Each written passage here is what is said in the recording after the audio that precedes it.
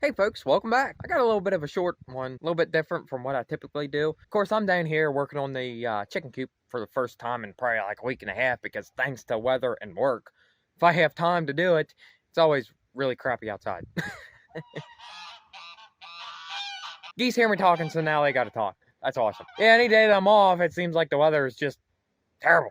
It was either snowing, raining, or it was just so windy and cold that you couldn't do nothing. Now, I've had something on my mind, and instead of, making another video on just putting up some siding, tearing apart a fence, I'd rather do that off camera because if I did it again, it's just a repeat of last two videos. Nah, I want to do something different, and that's talking about what's on my mind. But one of the things I'm trying to pursue right now is I'm trying to start myself like a little tree service business, like climbing up trees, topping them, pruning them, removing them, getting rid of the debris, cutting even firewood. I'd cut firewood for people. It don't matter. I just like doing any kind of tree work. And it's something I probably should have pursued a long time ago, but I never did.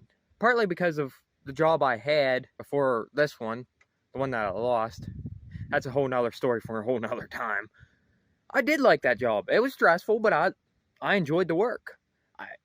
I was kind of being pushed into a situation where I was not ready for it, kind of being a lead man in charge of jobs and whatnot. And for the nature of the work, I was not ready for it. And it was stressful.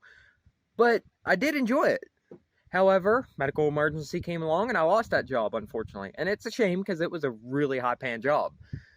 And again, going back to it, it was something I actually enjoyed. But I'm going to rewind way back. Way back. Growing up, one of the things I always loved doing was like cutting firewood with my dad, splitting it for him. So yeah, of course, some days being a young teenager, not wanting to do work, I'd gripe about it. But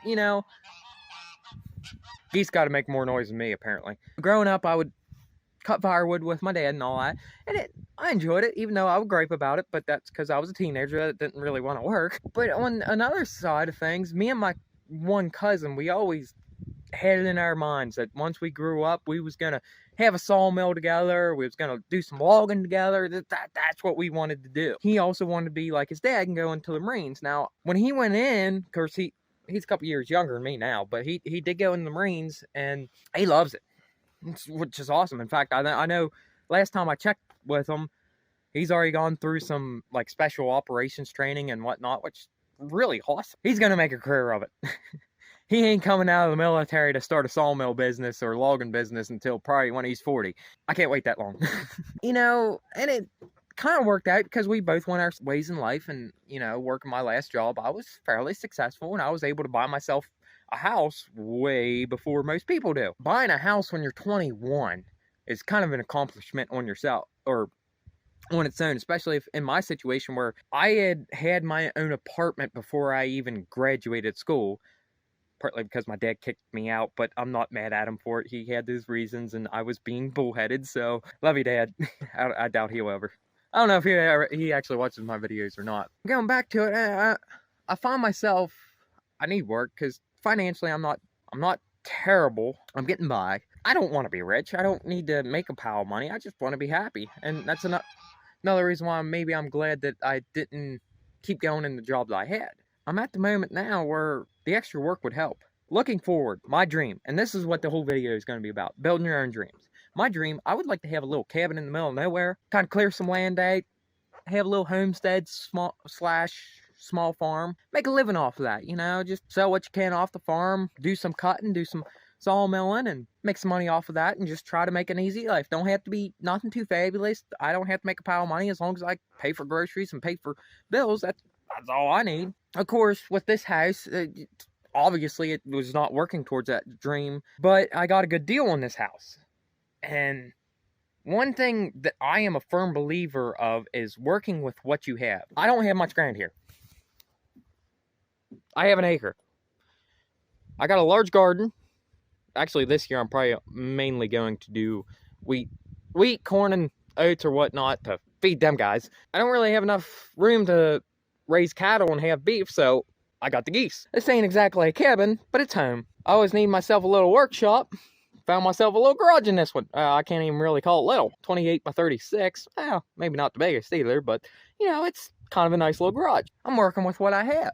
I don't necessarily have the ground to farm off of, but you just seen, I have a little garden. I have room for some animals that I can raise for meat for myself and breed for next year's. Again, it's not ideal, but I'm working with it and I love it. But going back to like the building the tree service industry, I just had a conversation with somebody that actually was in the industry. I know he worked in the tree service industry for a while. He actually had his own little company for a bit too, but he obviously got to the point where he was too old to do it anymore and it was time to retire. He sold most of his assets off to another young guy that wanted to do it, but you know, I got to talking to him. Funny enough, this is actually the guy I bought the house off of. I said, yeah, I want to start my own little tree service business. And he just, well, you can't do that, because he knows I'm not in the greatest financial situation. I ain't got a whole lot of money to just spend on stuff right now. He's like, you can't do that. You ain't got the money. It wouldn't make sense for you. And I understand his point. I'm not trying to break him down or anything like that. He is a relatively smart guy, or I think he's smart and fairly wise, but why can't I do that? Just because I don't have money? I have a saw. I have 2 saws. 3 saws. 4 saws back there. Of course, I'm probably bad at spending money on tools when I probably shouldn't. And there's the other thing too. Those 2 right there. Probably the saws I work the most. Look at them. Holzforma. Both cheap Chinese knockoffs. Neotech. Chinese bar. Countryline. Well, I mean, Tractor Supply bar. I like their bars, but I'm not as impressed with their chains. However, whatever. These work. I have done more work with that saw specifically than most people do with their $2,000 saws. Yeah, I blew that saw up. I rebuilt it for $60, and that I made it even better. You can't do that because that's a Chinese saw. You can't work with that. That saw right there has probably made over $3,000 worth of lumber with Alaskan milling, and that's another thing. You can't sawmill lumber with a chainsaw. Those boards right there that I built the subframe out of, made by that. I have, of course, you've seen it in the previous video, I have 6x6s. Real big, long ones, out of hickory. Hard to cut wood. I made it with that. Although, I think the hickory is what blew that up. But again, it's user error, not saw's fault. But it comes down to, you can't do that. Well, why not? I do it. Works just fine. Yeah, it takes a little bit of time. Yeah, maybe I have to do a little bit of extra work to do it. But I did it. But you can't do that, they say. And here, I guess that's the point I'm trying to make. The point I'm trying to make is, if you have a dream, just go do it. Everybody will tell you can't. Well, maybe not everybody, but there's a lot of people that will tell you can't do it. I mean, you can't use cheap Chinese saws to do work. I mean, look, I milled up all that lumber and everything. You can't build a chicken coop out of pallet wood. I'm doing it. You can't log with a 6-foot bed 2-wheel drive pickup.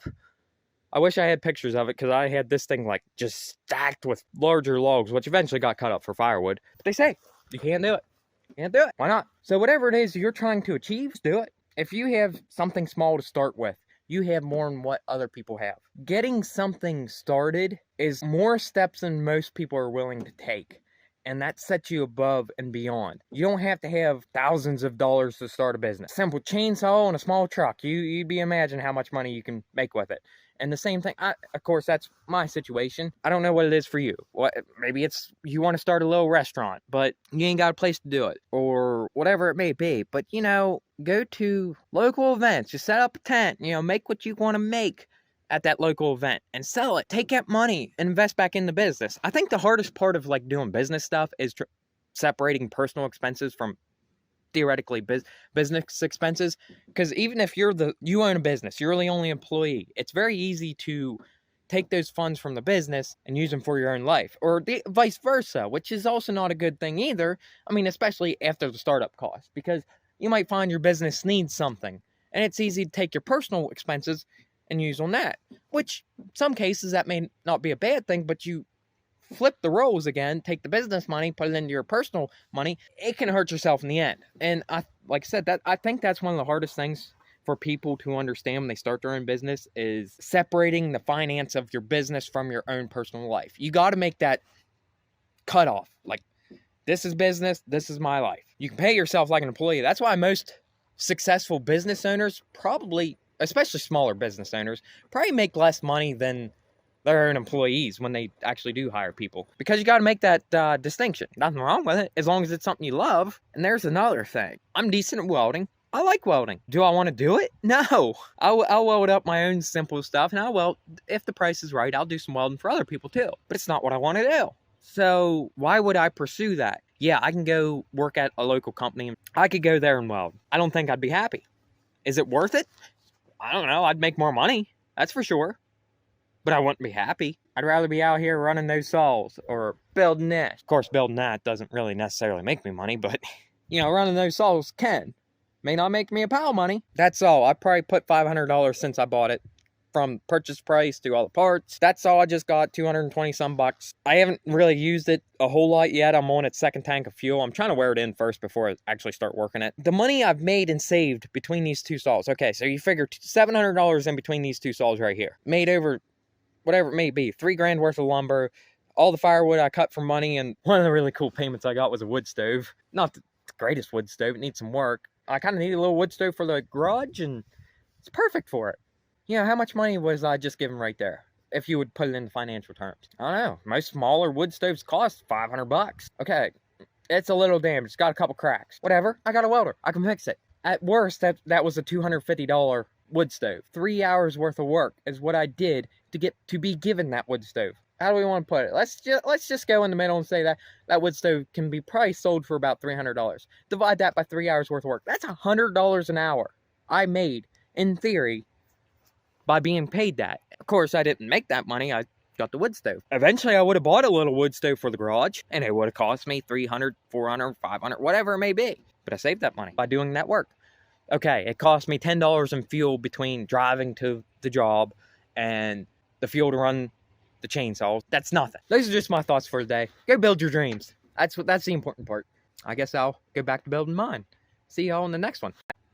Well, before I do go, about these two saws, that's a G111 from Husqvarna. Of course, the 660, which has been seen on this channel before. They are good for their money. They're not maybe necessarily 100% professional grade. Their reproduction of steel saws is what they are. The G111, the little one, that is a reproduction of an MS200, kind of legendary saw when it comes to top handles. So that's a 660. Steel 660s, they stopped making them back in 2008. Kind of regarded as a pretty good saw. Yeah, I've had clutch issues with that one. I blew it up. This one, I don't like the caps. All steel saws have those caps now. I hate those things. I'd rather have the old school twist off. Instead of those, you pop the thing off, and then you got to turn it like a quarter turn. I struggle getting them back on it and sealed. I hate them. That's my worst complaint I have with that saw. Otherwise, so far, this saw has ran great. I love it. It's so handy. That saw, it's big and heavy. I don't really want to use it unless I have to. But it is good for milling. I mean, especially softwoods. If you were to get a saw for Alaskan milling, if you're on the East Coast like me where you got nothing but hardwood, 660 is almost too small. Get the 880 or the reproduction of the Steel 090 or whatever it may be. Or obviously get the steel versions. They're better built, I should say. But the nice thing about these two is anything breaks on them, I replace them with OEM steel parts. So I can kind of turn these two saws into steel saws, but they're just blue and they say Husqvarna, not steel. I don't really have any true big complaints about these, but I will review these saws in a video eventually, just not today. I will leave a link into this description if you guys are interested in the Husqvarna saws. Click on that link, work with what you got, and build your dreams. Now I'll see you in the next one.